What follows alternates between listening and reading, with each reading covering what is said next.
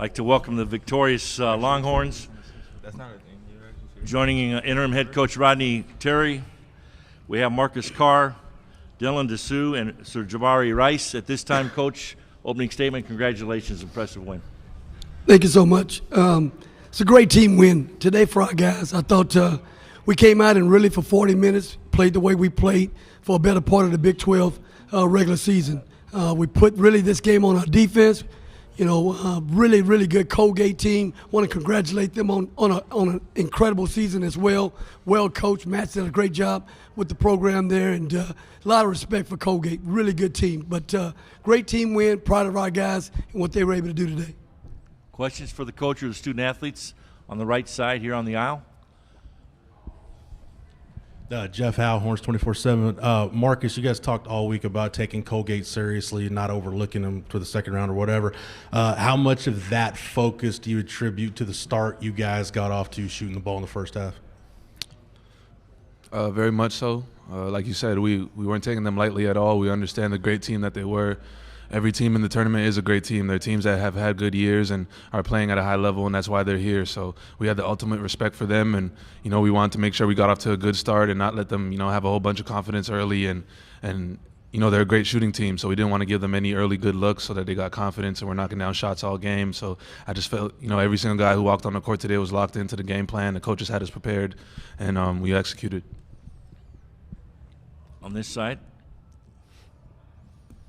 Kirk Bowles from the Austin American Statesman. Jabari, what the hell got into you tonight?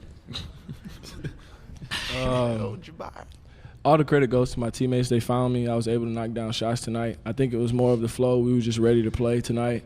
Obviously, I haven't been shooting the ball pretty well last 3 games, but I just trusted my teammates, trusted my work, and it went well today. When was the last time you felt this hot and confident from long range? I don't necessarily feel hot because I missed 3, but I'm just trying to keep it going, honestly. Other questions? Okay, stay on the same side. Nick Moyle, San Antonio Express News. This could be for any of you guys, but Colgate cut it to 9, I think, with 6 minutes left. You guys ended up winning by 20 points. What were those final 6 minutes? What was the conversation heading into that stretch? The huddle was very together. We talked about it before the game. We were going to face adversity, and they were going to go on their runs because it's a game of runs. But in our huddle, we were very tight. Nobody separated. Nobody yelled at each other like this. And if it was just a little bit of yelling, we all recentered ourselves and we refocused, and we just took a deep breath. And I think that really helped us. Dylan? Oh, same question? Yeah. It was go to Marcus. pretty much what Jabari said. Just staying together and just coming out with energy after that timeout was really what helped us a lot. I think we played harder on defense after that run, and I think that led to us getting easy baskets. Well, To be clear, I started that run with my turnovers, so these guys, they all did a great job of rallying behind me, having my back. I rightfully had to come out the game for a second, and they picked it back up on defense and got some easy baskets and stretched the lead back out. So they had my back, and that's what this team's been about all year. I have no doubt about the bond that we have, how we're connected, we're family. So they had my back in times when I was messing up, and that's just been how we are all year. Going to go on the right side for our players and coaches. Go ahead. Rodney, what was the emphasis from a game plan standpoint? You end up holding the best 3-point shooting team in the country to 3 for 15. Just what was the plan? And I'm assuming for them to finish 20%, you guys executed it pretty well. Well, Jeff, you're spot on. It's the best shooting team in the country right there. And we knew coming into this game that they could beat us with 3s, but they were going to have a hard time beating us with 2s. So we wanted them to make really tough 2s. They worked the paint a little bit with records in the post. We were willing to live with that as opposed to those guys, shooting 3s and making 3s. We got back in transition, did a great job taking away 3s in transition. They only made 3 of those in the game. And these guys really worked the game plan in regards to – we knew it was a big shooter defense game where we had to get back and have active hands and take their shots away. So I think we were able to do that in this game, and it really helped us in a big way. Go on the left side. Jabari, I'm curious. Last year you were the plucky underdog, the 12, upset. Everybody loved you. Opposite foot this time around, what did it feel like with it basically being kind of like a Colgate home game? Everybody was kind of cheering for the underdogs. It's kind of been like that for us all year. I feel like we're the underdog when we go into any situation, and we like it that way. And I've always been a competitor, so I love when people are against us or like just hype for their team or happy for their team. So it kind of fuels us, and I think we play good in big games. And so I think we just limited the distractions, took them away, and we just played basketball. Staying on the same side. Rodney, was the game plan for Jabari to hit 7 threes? Did you tell him that, or? Well, that's always in the game plan for any player that's capable of stepping up and making shots. Marcus could go for 7. Tyrese could go for 7. We got guys in our lineup that can make 7 threes, and he did that tonight. And one of the biggest games I think in Texas history in terms of shooting the basketball from 3. I think A.J. Abrams may have had 8 in the game against Minnesota and everything. But big time players step up in big time moments. Did that also seem to settle the team down? I don't know if there were some nerves early, but then Marcus started hitting threes and it seemed like you guys were off and running. Yeah, I don't know if we had nerves. I mean, this team's been battle tested. We played in the best conference in the country, and there's not anything we hadn't faced this year in terms of whether we got off to a bad start, good start. We worked the game for 40 minutes all season long, and again, we had the utmost respect for our opponent. But we also know who we are as well in terms of what we're capable of doing for 40 minutes. So we worked the game for 40 minutes, and I was really proud of the way the guys did that. Going to go in the back row, then we're going to come across the way again. If you can give your name and affiliation. Thank you. Jonathan Thomas, KXAN. Dylan, you've been playing really well lately individually. How good do you feel out there, and, just what do you attribute to your recent success?